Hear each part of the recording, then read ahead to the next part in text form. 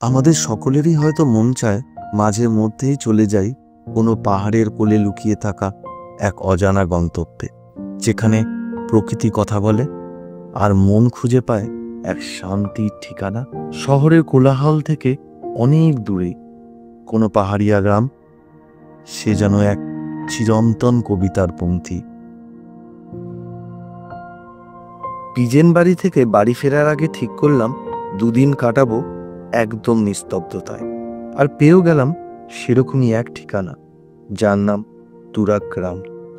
শিলিগুড়ি থেকে কার্শিয়াং হয়ে শিটংয়ের পথেই পড়ে এই ছোট্ট গ্রামটি। তবে আমরা আসছি সোনাদার একদম পাশে দিলারাম হয়ে।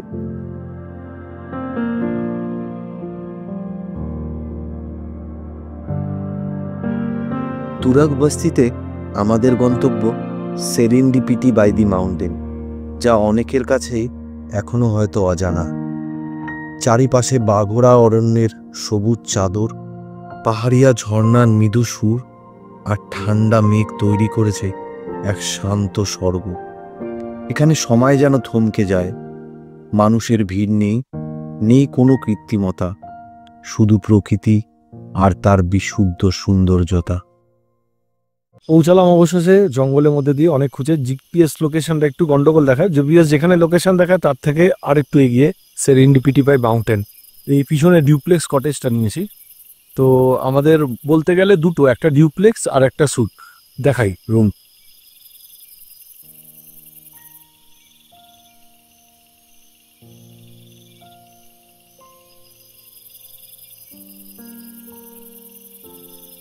এটা একটা রুম,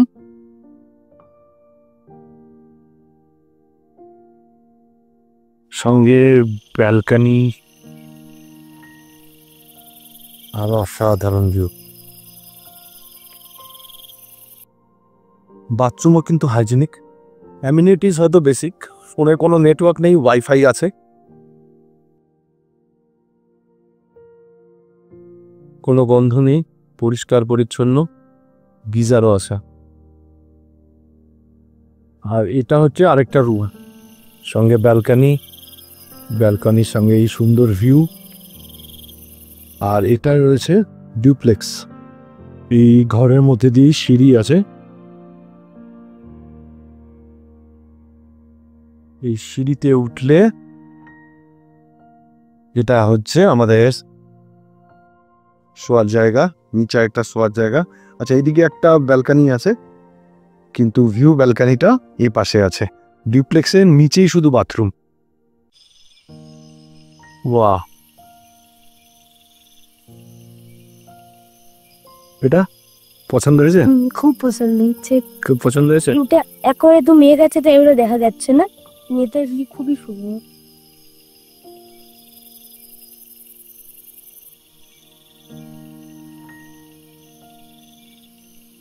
এখানে বনফায়ার করারও জায়গা রয়েছে, চাইলে সন্ধ্যায় বনফায়ার করা যায়।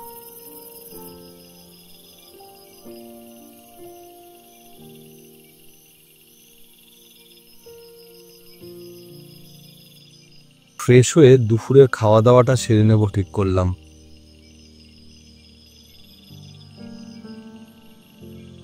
খাবার এসে গেছে আমাদের, তো আমরা এখানেই খাবার অ্যারেঞ্জমেন্ট করে নিয়েছি।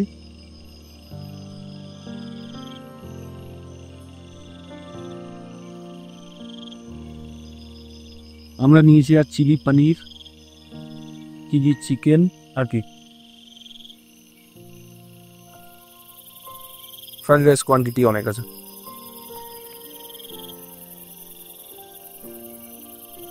আর আসছে রুটি।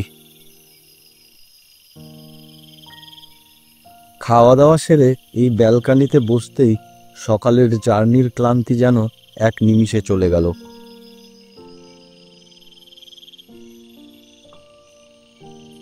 আজ আমরা তাড়াতাড়ি খাওয়া দাওয়া করে নিয়েছি। এখন প্রায় বাজে 1:30, আর আকাশের অবস্থা দেখুন। আকাশ কি, চারিদিকের অবস্থা দেখুন।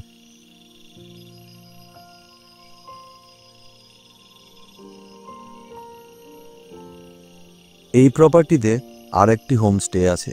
তার ওনার আর ওনার বোন আমাদের নিমন্ত্রণ করেছে টিকা রিচুয়ালসের জন্য। দেখে যাও, কি বললাম তোমাকে, কি সুন্দর সাজানো। এই মনে করছিস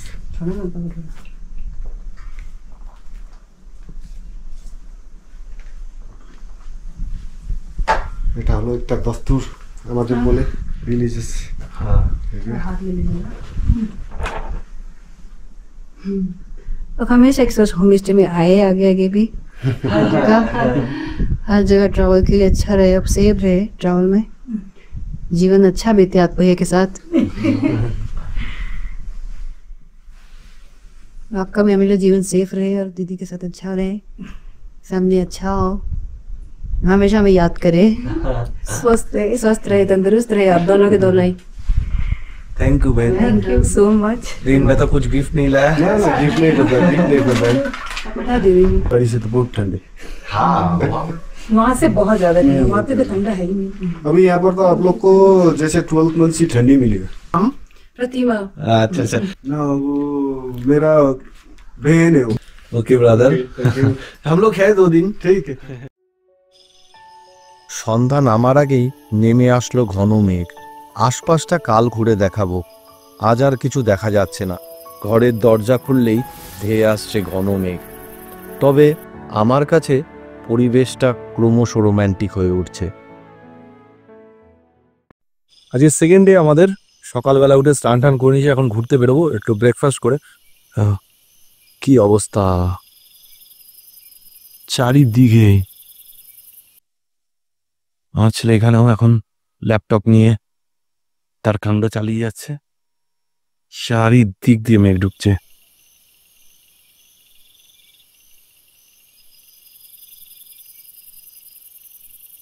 যাই হোক, অ্যাম্বিয়েন্সটা কিন্তু ফাটাফাটি, দারুণ দারুণ। কালকে রাত্রির বেলা আমরা অনেকক্ষণ এই বারান্দায় বসেছিলাম। তুমি কি খাচ্ছ এটা? আমি টিফিন বক্সে ট্যাপে সকালে ব্রেকফাস্ট সেরে আশেপাশটা পায়ে হেঁটে বেড়াতে বেরোলাম। পাশে একটা ছোট্ট মনেস্ট্রি আছে। ভোরে রুম থেকেই শুনতে পাচ্ছিলাম ভেসে আসা প্রেয়ারের সুর। আমরা এখন মনেস্ট্রির দিকে উঠছি। একটু স্টিফ রাস্তাটা। এই মনেস্ট্রির পাশ থেকেই একটা রাস্তা উঠে যাচ্ছে জঙ্গলের দিকে। এই রাস্তাটা দিয়ে জঙ্গল ট্রেল করা যায়। জঙ্গলটা পার হলে আবার টি গার্ডেন পড়ে। জঙ্গলের এই অদ্ভুত আওয়াজগুলো না চারিপাশটা আরো মিস্টেরিয়াস করে তোলে।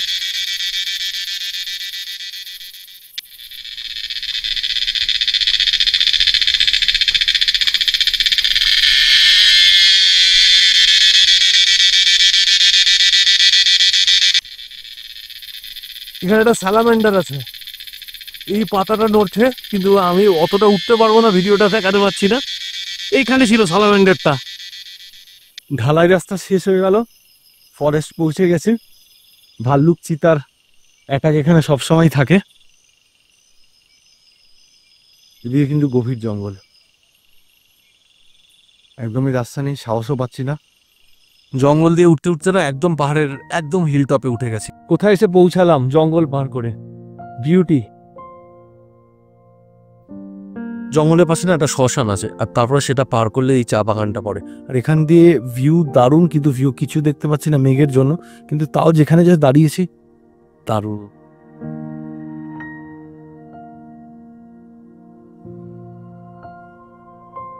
ওয়েদারটা খুব ভালো লাগলো এখানটা। আর এই জায়গাটা এসে মনে হলো না যে এখানে খুব একটা লোকজন আসে। একটু ভয় ভয় করছিল সত্যি কথা বলতে, কারণ আমার খালি ভয় লাগে সাপ। পাহাড়ে তো অনেক রকম সাপ থাকে, ওটাই জাস্ট একটা ভয়ের ব্যাপার। কিন্তু ঠিক আছে, মজা লেগেছে বেশ। বেবি কেমন লাগলো বলো?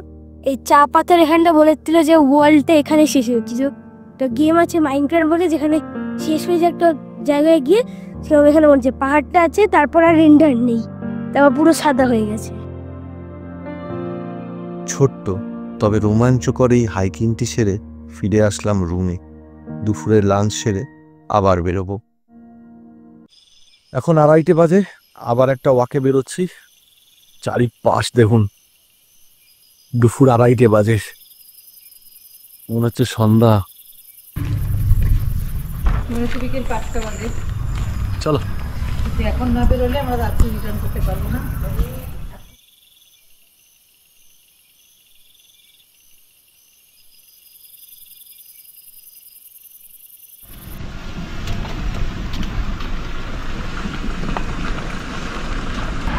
ফগ লাইট জ্বালিয়ে যেতে হচ্ছে, এত মেঘ। আমি এখন সানগ্লাস পরে আছি সানের জন্য না, ঠান্ডা মেঘের জন্য। দুদিন হলো, দুদিন ধরে কিন্তু এরকম পরিবেশেই রয়েছি। এই মিস্টিক মাউন্টেনের ফিলিংসটা একটা দারুণ রোমাঞ্চ সৃষ্টি করছে, কিন্তু সত্যি এত রোম্যান্টিক। এই পাশে ছোট ছোট ঘর, সরু রাস্তা, বেশি বড় না, আর একদিকে চা বাগান।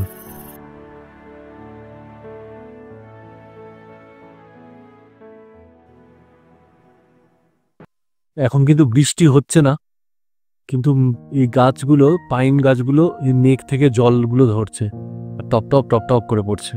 মানে এর তলায় কেউ দাঁড়ালে ভাববে বৃষ্টি হচ্ছে। এদিকে খালি এত মেঘ খিচি, আবার একটু চাকতা।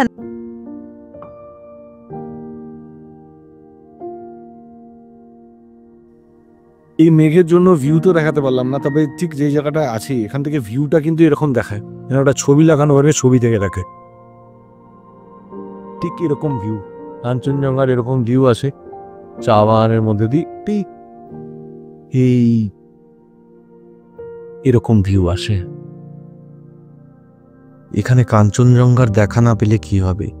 এখানকার প্রকৃতির অপরিসীম রোম্যান্টিসিজম, যেখানে সময় ধীর গতিতে চলে আর প্রতিটি মুহূর্ত যেন নিজেকে নতুন করে খুঁজে পাওয়ার সুযোগ করে দেয়। আমাদের এই যাত্রার কাহিনী এখানেই সমাপ্তি। শহরের ব্যস্ততা থেকে পালাতে ইচ্ছে হলে খুঁজেই নিতে পারেন এই সেরেন্ডিপিটি বাই দি মাউন্টেনকে। কিছু জানতে হলে প্লিজ কমেন্ট করবেন, উত্তর দেব। আর ভিডিওটা একটা লাইক আর আমাদের চ্যানেলটাকে প্লিজ সাবস্ক্রাইব করবেন। দেখা হচ্ছে খুব শিগগিরই অন্য জায়গায়, অন্যভাবে।